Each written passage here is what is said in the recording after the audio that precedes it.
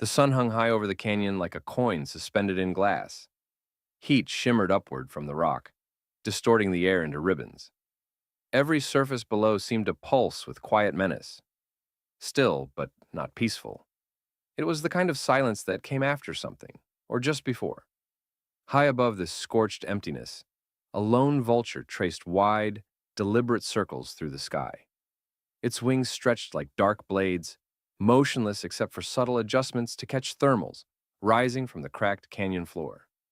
From up there, it could see everything: the winding creases of dry stone, the splintered walls, the boulders like broken teeth littering the gulch. And just below, at the canyon's heart, a carcass, the twisted remains of a desert ibex, dead 2 days at most. No blood left, skin beginning to tighten over bone. Perfectly exposed. Easy prey for a scavenger. But the vulture didn't descend. It circled once more, slower this time, tilting its head. It wasn't hesitation, it was recognition. Something wasn't right. The carrion should have drawn more than just one vulture. It should have been surrounded. Flies, coyotes, beetles. The small chaotic orchestra of desert death. But it lay untouched. Not a single buzz. The silence wasn't just soundless. It was wrong. Below, the ground held still, but not steady. Faint cracks, hair thin, ran like veins through the sandstone. They weren't new, but they were growing, lengthening each hot hour. The earth beneath the carcass was shifting on a level no eye could see. The vulture let out one short rasp of breath and adjusted its course, not landing, not even slowing. It circled once more, higher now, then coasted westward, toward the sun's glare. Its shadow drifted one last time over the dead animal and the silent canyon floor, and then it was gone. But the stone remained, watching, listening, waiting.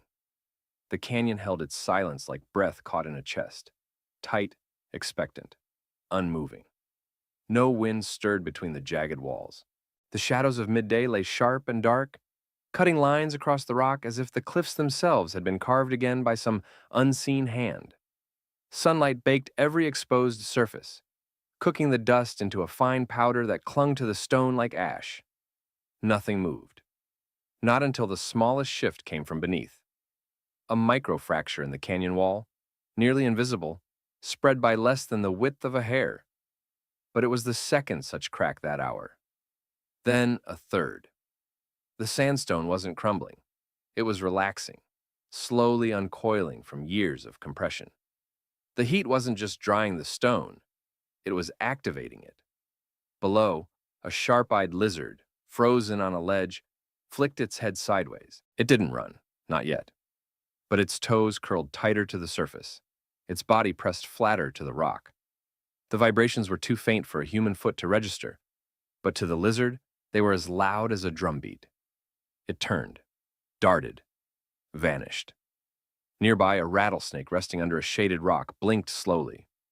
The sound it had felt twice now was unfamiliar, too deep, too dull to be a threat. But its body shifted slightly, pulling tighter into a coil. It waited. Stillness returned. Then, pop. A pebble leapt slightly in place as a pocket of air deep inside the rock released. Another crack slithered through a rock face, like lightning frozen in time. A shelf of dust slid down from an outcrop and spilled over the edge into the canyon floor below. And just above it all, a distant shadow passed once more across the stone. The vulture had returned, but it did not descend. It glided higher now, faster, as though the wind beneath it had changed temperature. It made no sound. It didn't look down again. It didn't need to, because the canyon was waking up. The air began to move, but not in gusts. It came as a steady current, strange and unsettling, sweeping low through the canyon floor with no clear origin. There were no clouds, no storm front, no pressure drop to explain it, and yet the dust stirred, thin veils of it spiraling from dry ledges and dancing across sun-baked stone. Something was exhaling beneath the earth. Near the eastern ridge, a sharp turn in the canyon narrowed into a natural choke point. Walls sheer, like twin knives buried hilt deep in the desert. Here, the wind whispered differently. It didn't whistle over rocks. It hissed through cracks that hadn't been there before. Tiny birds, sparrow-sized cliff dwellers, suddenly abandoned their nests tucked into alcoves above. One after another, they burst into the open air, wings jittering, taking no time to dive or dip. They fled straight up, cutting into the sky like sparks from a fire. Then the shrubs responded, pale, brittle things that barely held moisture. Their stalks trembled, not from breeze, but from tremor. Beneath their roots, the stone hummed with pressure building in silence. A pair of desert foxes, slender and sharp-eared, stood at the far end of a slope, just above a bend in the canyon. One pawed the earth. The other stared down into the corridor below. They had come to hunt, but now they froze. The wind brushed over their backs like the breath of something vast and buried. The smaller fox stepped backward. The other followed. They turned and vanished into a crevice before the wind could shift again. Far above, the vulture's silhouette shrank against the sun. It had risen higher, wings locked, making no attempt to glide lower. From its height, the canyon was no longer still. It was heaving, imperceptibly, like an animal in its last sleep before waking. And yet, no sound came. No roar, no crack, just that slow, rising breath through stone and dust and old bones. This was not weather. It was warning. The sound came not as a thunderclap, but as a single violent snap, like a bone breaking deep underground. Then stillness again. On the southern wall of the canyon, halfway up a column of sunburnt rock, a fissure appeared where none had been before. It traced downward like a vein drawn in ink, slicing through stone hardened by centuries of wind. Pebbles loosened and skipped along the ledge. Then came dust, so much that it billowed in midair like smoke, drifting outward instead of falling. Below, the carcass of the ibex still lay untouched, its form now speckled in settling sediment. What had once been a beacon for scavengers had become part of the landscape, half buried by time compressed into minutes. A colony of bats, hidden in the shade of a crevice along the canyon's cooler wall, suddenly erupted from the stone.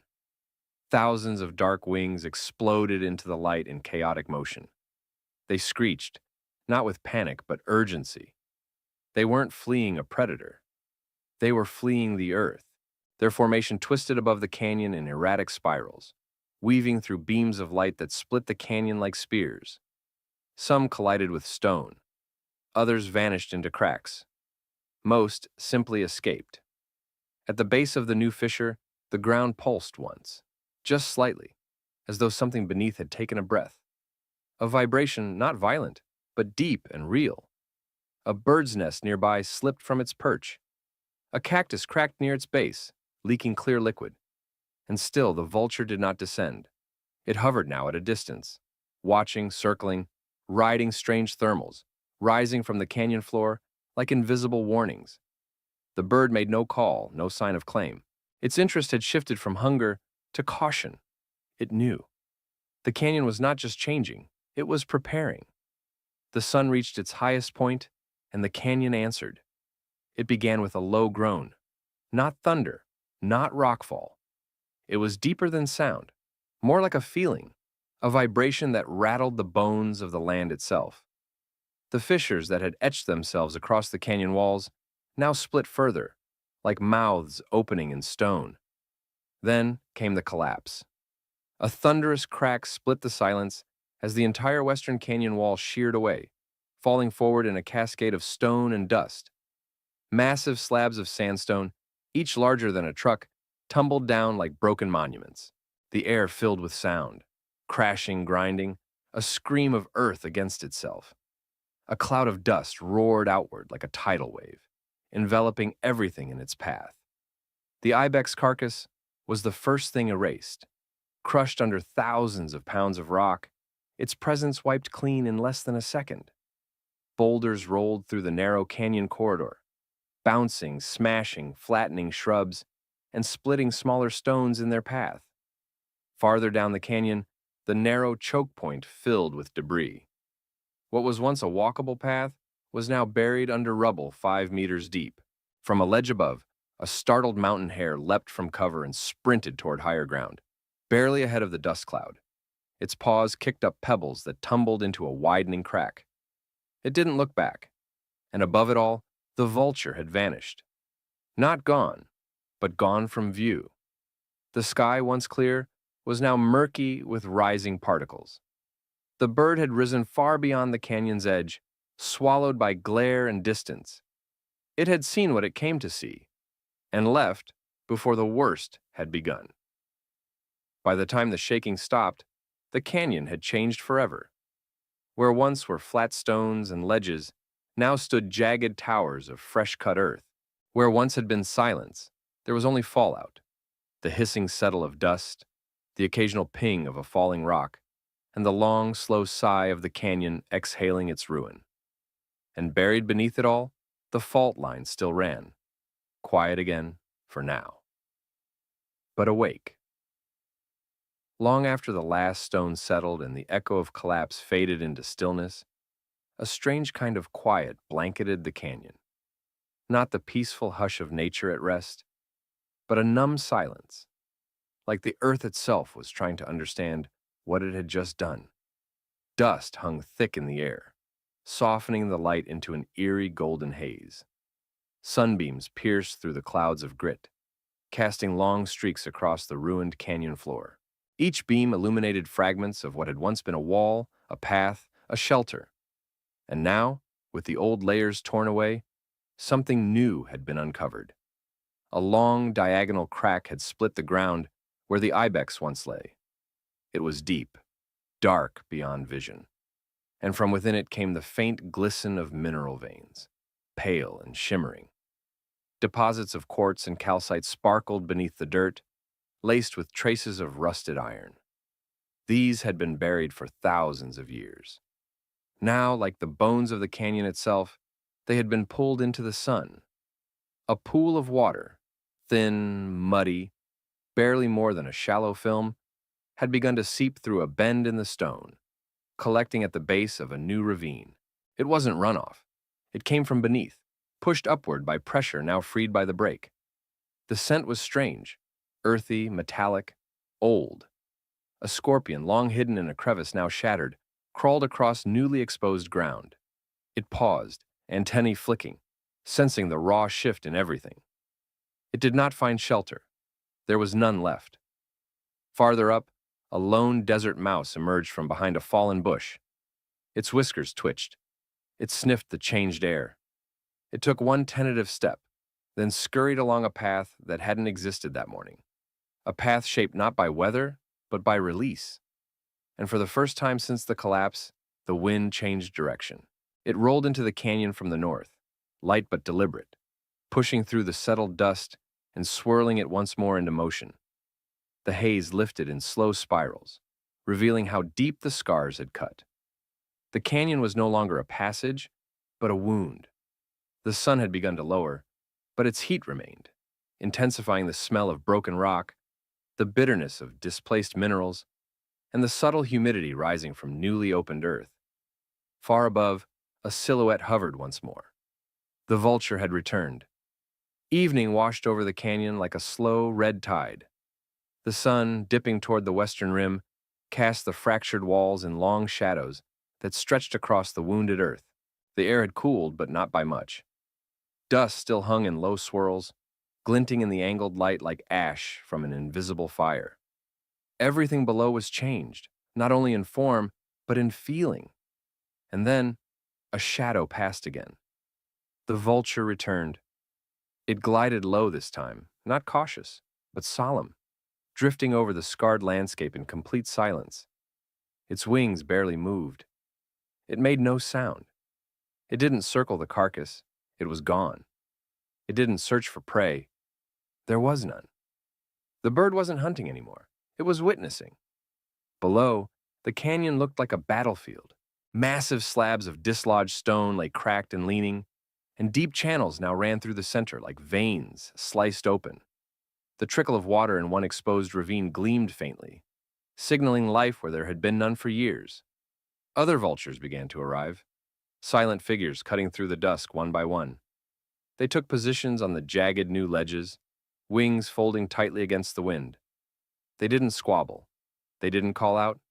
They waited, as if they'd been summoned not by death, but by change. Across the canyon's rim, distant animals watched too. Foxes peering from holes, a lone jackrabbit frozen behind a boulder, an owl blinking silently from a dead tree. They knew what had happened. The canyon had not died. It had transformed. The wind carried the scent of stone and metal, the faintest promise of water, and something deeper, unspoken, ancient, shifting far below the crust.